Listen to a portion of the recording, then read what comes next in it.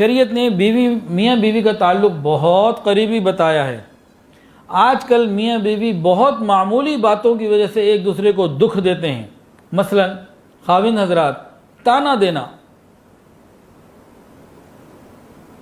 کھانا اچھا نہیں بنا اس کا تانا دینا، نمک تیز ہو گیا اس کے اوپر بات کرنا، کوئی اس سے غلطی ہو گئی اس کو چھیڑ بنا لینا۔ کتنی مرتبہ تو آنسوؤں سے روتی ہے، آنسو بہہ رہے ہوتے ہیں، ٹس سے مس نہیں ہوتے۔ یہ کون سے ان کے اخلاق ہیں؟ اور کبھی اگر اولاد نہ ہو تو بے اولادی کا تانا دینا، یا اگر اولاد تو ہو رہی ہے، بیٹیاں ہو گئی بیٹے نہیں ہوئے، تو کتنی مرتبہ ساس کہتی ہے آئندہ اگر بیٹا ہوا اور بیٹی ہوئی اور بیٹا نہ ہوا اپنے اس گھر سے چلی جانا۔ ویسے کو مسلمان کہلاتے ہیں، ویسے ہم کہنے کو مسلمان کہلاتے ہیں، اور اپنے رویے سے باتوں سے دوسرے کو تکلیف دے رہے ہوتے ہیں۔ یہ کون سے اخلاق ہیں؟ اور آج جینیٹک سائنس نے اس کو بالکل 100% ثابت کر دیا ہے کہ جب اولاد ہوتی ہے شادی کے بعد، مرد ہو یا عورت، اس کے جو کروموسومز ہوتے ہیں اس کا سارا تعلق مرد سے ہے، عورت سے کوئی تعلق ہی نہیں ہے۔ مرد ہو بچہ پیدا ہونا ہے یا بچی، لڑکا ہونا ہے یا لڑکی، اس کا ٹوٹل تعلق مرد سے ہے، عورت کا تو کوئی تعلق ہی نہیں۔ اس کی پوزیشن تو خالی ایک اوون کی پوزیشن کی ہے، باقی تو سارا معاملہ مرد کے اندر اللہ نے رکھا۔ اوون میں آپ مرغا رکھیں یا مرغی رکھیں، رکھنے وقت اوون کا کیا قصور ہے؟ ہونا تو یوں چاہیے کہ لڑکے کی ماں اپنی بہو کو یہ کہے 3 بیٹیاں 4 5 ہو گئیں، اب اگر بیٹی ہوئی میں اپنے بیٹے کو گھر سے نکال دوں گی۔ تو غلطی تو اس کی ہے، کمی تو اس کی ہے، غلطی اس کی بھی نہیں ہے۔ غلطی سے مراد غلطی اس کی نہیں ہے، یہ اللہ کی جو ہے وہ ترتیب ہے۔ جسے چاہتا ہے بیٹے دیتا ہے، جسے چاہتا ہے بیٹیاں دیتا ہے، جسے چاہتا ہے ملا جلا کے دیتا ہے، جسے چاہتا ہے کچھ نہیں دیتا۔ یہ تو اس کی حکمت ہے۔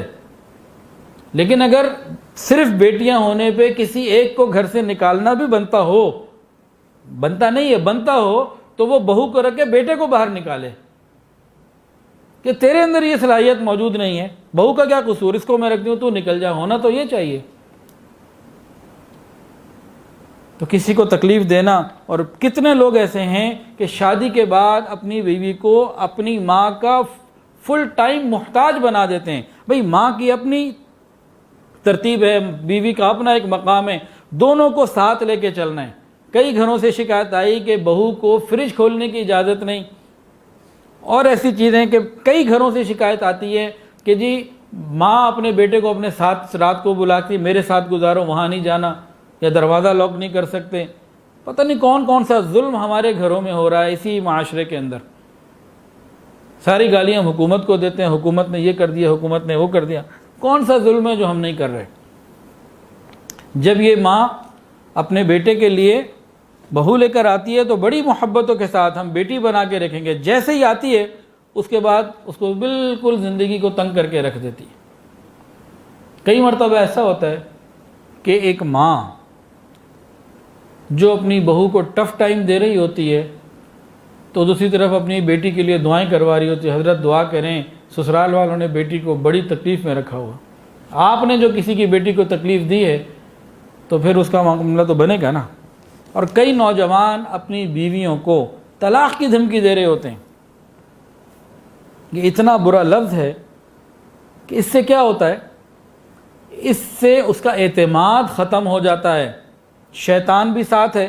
شیطان کیا کرتا ہے؟ شیطان اس کے دل میں ڈالتا ہے، دیکھ اس کا کوئی بھروسہ نہیں، کب تیرا بھی یہ فارغ کر دے تجھے، تو تم کوئی آلٹرنیٹ تلاش کرو، کوئی راستہ تلاش کرو۔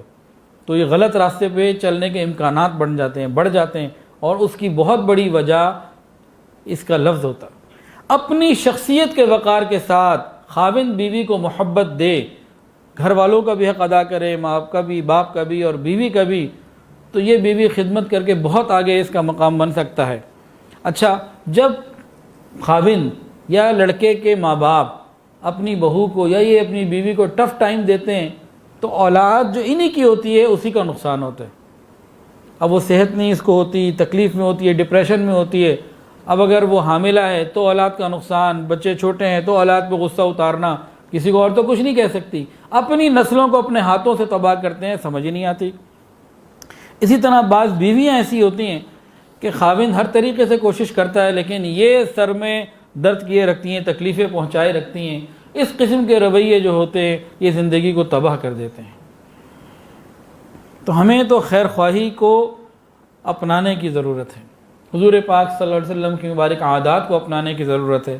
نبی علیہ الصلوۃ والسلام جب گھر میں داخل ہوتے تھے، اگر گھر رات کا وقت ہے، سب سو رہے ہیں، تو بہت آہستہ آواز سے سلام کرتے ہیں کہ اگر کوئی جاگ رہا ہے تو سن لے اور سو رہا ہے تو اس کی نیند خراب نہ ہو. کبھی ہم نے اپنی بیوی کا اس طرح خیال رکھا تو بیل دباتے ہیں تو پھر دبائے چلے جاتے ہیں. کئی ایسی بیویاں کہ رات 2 بجے بھی آئیں تو وہ چاہتے ہیں کہ میں جاگ رہی ہوں اور کھانا اس وقت گرم کر کے لے کر آؤں، میری فجر قضا ہو جاتی ہے. نبی علیہ السلام کی تو ترتیب یہ نہیں تھی. ایک حدیث تو یہ سن لی، اب دوسری سن لیجئے. نبی علیہ السلام ایک مرتبہ اٹھ کے جا رہے تھے ننگے پاؤں. امی عائشہ کی آنکھ کھل گئی، قدرتاً پوچھا، آپ فرمایا کہ بھئی تمہاری آنکھ نہ کھل جائے آہٹ کی وجہ سے، جوتوں کی اس لیے ننگے پیر جا رہا ہوں. کبھی ہم نے بیوی کا اتنا خیال رکھا کہ رات کو اس کی آنکھ نہ کھلے، مجھے کوئی اپنی ضرورت ہے تو میں خود پوری کر لوں، اس کی آنکھ نہ کھلے. ہم نے تو اس کا کبھی سوچا ہی نہیں ہوگا.